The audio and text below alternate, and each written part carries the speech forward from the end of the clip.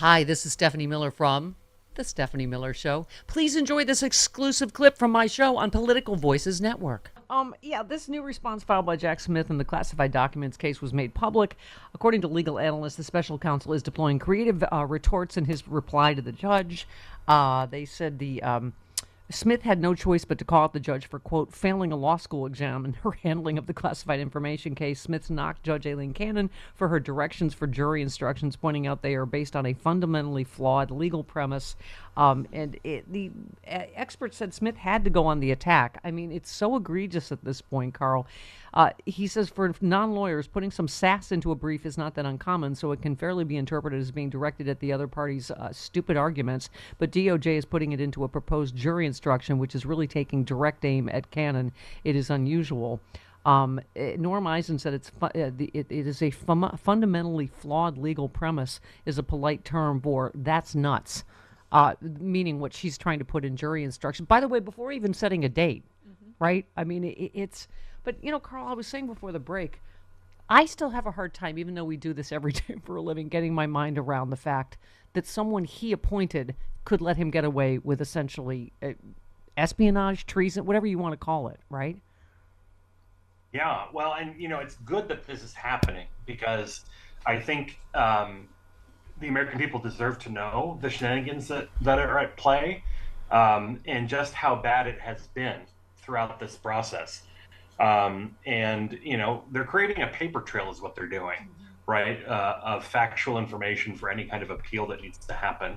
But look, I think this is something that we've expected, and they've certainly been ready for it every step of the way. So I'm hopeful that things will still turn out the right way. But this is what happens when I don't think the founders could have predicted anything like this, even though safeguards were put in place. Yeah. I don't think anybody in a million years would have said, a future president is going to break the law and then some, and then he's going to rely on judges that he appointed to try and get out of it. All the way up to the Supreme Court.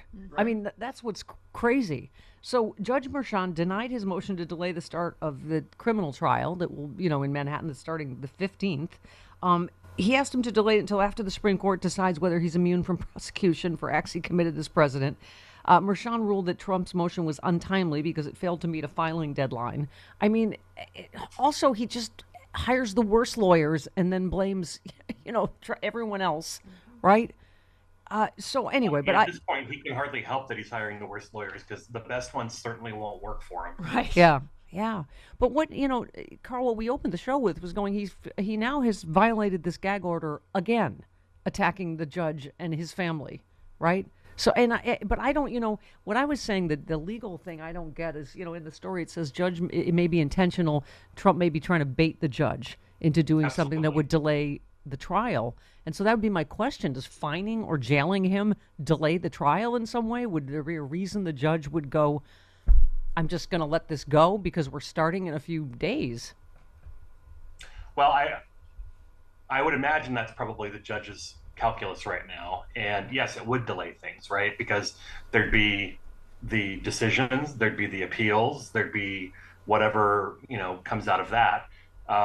And so, this is the kind of stuff that we're going to deal with. And I think the other part of their calculus on the Trump folks' side is what political benefit they could get from their base if he is fined or jailed, Yeah. for breaking this Yeah. gag order.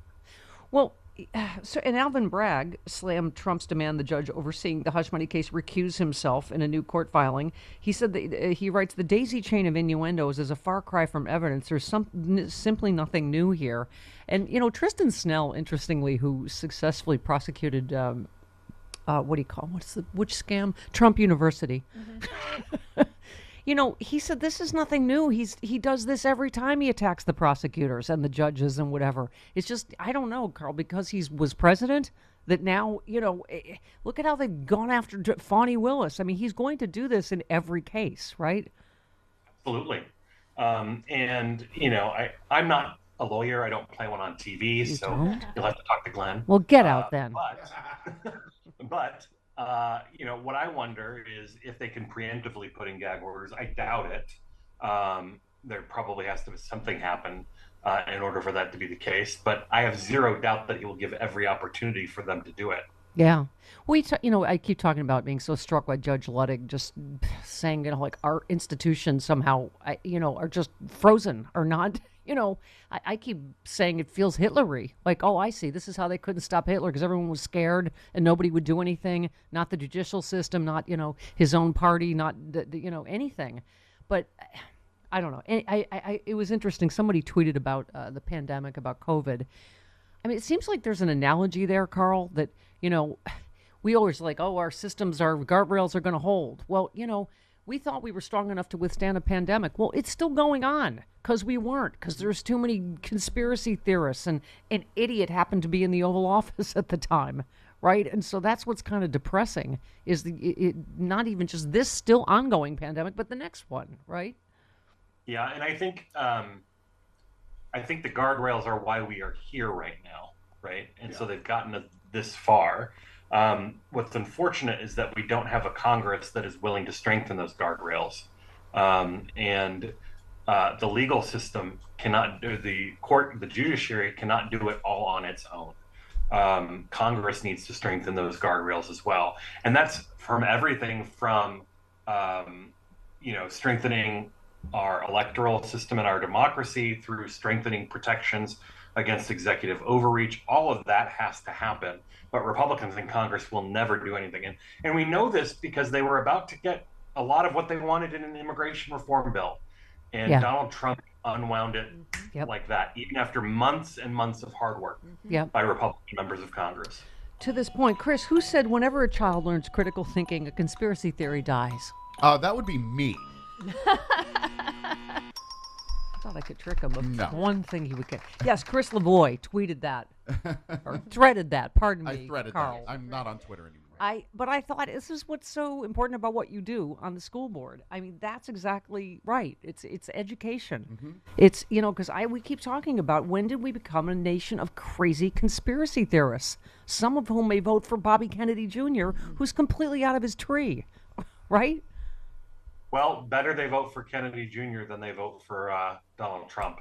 These are not the people we're going to convince to get out and vote for Joe Biden. And so I think what we need to do is focus our energy. And look, I think the case of this election has to be more than our democracy's at stake, because I think what we've seen over the last, almost 4 years is that for some voters, that's just not enough. Yeah. And that's unfortunate. But it's a fact. So we do have to talk about the great accomplishments of the Biden administration and what would happen to those things if Trump was back in office. It has to be more than that. Just catastrophic. I was thinking yesterday, Carl, about, when people, I think there's still some of that, oh, Trump, that's just insane, crazy stuff. No, he did the crazy stuff. He ran on a Muslim ban and he did it. For those of us that went to the airports and whatever, so when any crazy thing he says now, no, it's written down in Project 2025. He's going. Do you really think he's not going to do it? Well, and it's also worse because last time, even though he had trouble getting talented people to work for him when he was president, at least at the beginning, he was surrounded by some people from, with a long pedigree of work in our government. And, they called them the grown-ups in the room. The grown-ups in the room are no more. They will not be with him, and he will not have them with him. Yeah. He is at the point now where he sees anybody who disagrees with him as, you're done. The only interview question at the RNC is, do you think 2020 was stolen? Mm-hmm. If you say no, you're done. That's where we are. Which is heartening, by the way, because I don't know if you saw the article about Trump and RNC small dollar fundraising, but because of their reliance on, because of Trump's, legal bills and everything else, they've really been burning their email list to try and get in the small dollar money. And they went from raising hundreds of millions of dollars in small dollar money in the 2020 race. I think they only raised like $10 million in small dollar money in the last year because people are exhausted from giving. So, their base is also tiring of this baloney. Yeah. Well, speaking of the media piece, by the way, as regards Bobby Kennedy Jr. Simon Rosenberg tweeted, would be instructive for media organizations to review statements from Cornel West, Stein, and Kennedy to see if there are any arguments against Trump. If not, then these campaigns should be understood to be the extensions of the Trump campaign itself and a big rancid fraud being attempted by the GOP. Of course, Bobby Kennedy's biggest donor is also giving, it's always the biggest donor to Trump. I mean, it couldn't be any clearer. When you've got Steve Bannon behind you and yada, yada, this is explicitly to get Trump back in office. Absolutely. I mean, this is, they've taken what they learned from trying to get Kanye on the ballot. Yeah.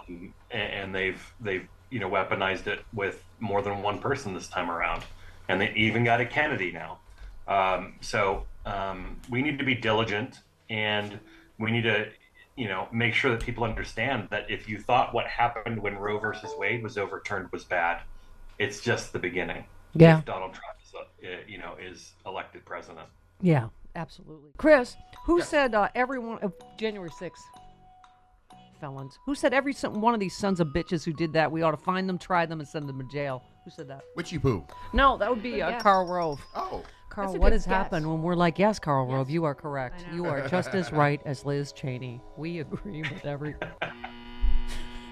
We're having former Republican Representative Joe Walsh on soon, and I can't wait to go back to hating him. Just kidding. No, I mean, it is nuts. I mean, I would also say there are so few Republicans who are willing to be honest about how they actually feel. Even the ones that were in Congress or still are on their way out. They're retiring. Yeah. They're not running again. They're resigning, which puts the speaker in a very difficult position. But they just don't have the guts to stick it out. Yeah. George Conway, speaking of former Republicans, just gave like $1 million, the maximum to Biden, and that's the thing, Carl, as we keep saying, it's not enough to just say you're against Trump. You got to step up, man. You got to step up and say you're voting for Biden and, or it's the end of our democracy. Because I just, like you say, I can't even get my mind around what he would actually do with no guardrails in the second, some of it he's saying, right? I mean, he just talked Voting is yesterday absolutely about not enough. he's going to empty our mental institutions and prisons into other countries. Do you doubt for a second he would do it? I mean, it's just... Well, there are times where I doubt his ability to think through the things he wants to do. Right. So there is that. But he will have smart, evil people around him. Right. Who are capable of using the government for bad purposes. So in that regard, it's absolutely worrisome. But you're right. We have to do more than vote. Every single person within the sound of our voices needs to be donating.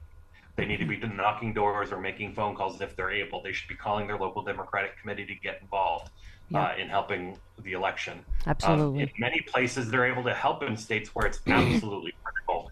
Californians will be going to Arizona and Nevada to help out. Yeah. So, people need to do what they can.